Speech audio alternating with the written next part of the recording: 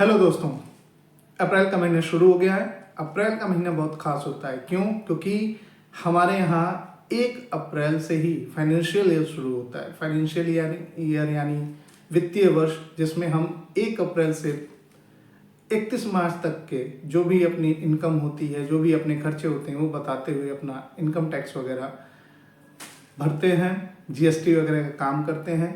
तो इस नए फाइनेंशियल ईयर में आरबीआई और फाइनेंस डिपार्टमेंट ने, यानी फाइनेंस मिनिस्टर जो है, मिनिस्ट्री जो है, उन्होंने कुछ बहुत अहम बदलाव किए हैं, जिसमें से 8 महत्वपूर्ण बदलाव के विषय में हम बात करेंगे। आज हम बात करेंगे सबसे पहले आपके बैंक ट्रांजैक्शन के बारे में।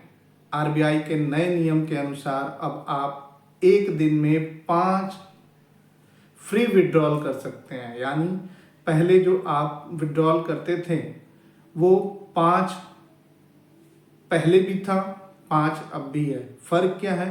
पहले जब आप विड्रॉल करते थे तब आप 5 एटीएम से विड्रॉल करते थे और यूपीआई से अलग से करते थे।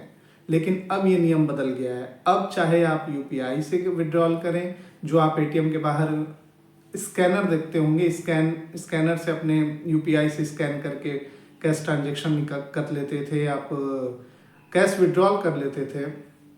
अब वो भी जो है वो आपके कैश विड्रॉल में काउंट होगा। यानी आप अगर मान लीजिए 3 एटीएम ट्रांजेक्शन किए हुए हैं, एटीएम से आपने पैसे 3 बार निकाल चुके हैं, तो आगे आप 2 बार यूपीआई से निकालते हैं, तो ये आपके 5 ट्रांजेक्शन हो गए।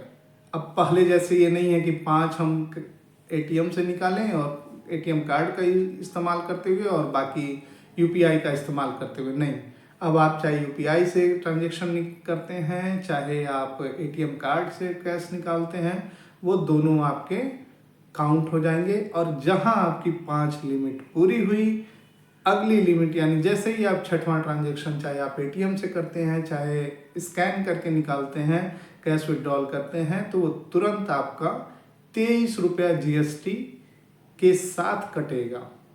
यानी 23 रुपया चार्ज आपका वो तुरंत कट जाएगा पर ट्रांजेक्शन। यानी 5 ट्रांजेक्शन के बाद जैसे ही आप 6वां ट्रांजेक्शन करेंगे और जैसे जैसे ट्रांजेक्शन को बढ़ाते जाएंगे, एक दिन में वो आपका 23 रुपये पर ट्रांजेक्शन कट करते जाएंगे।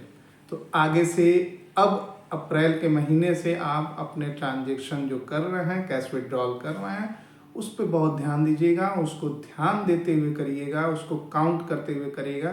नहीं तो आपकी जेब जो है वो अनायास ही कटनी शुरू हो जाएगी।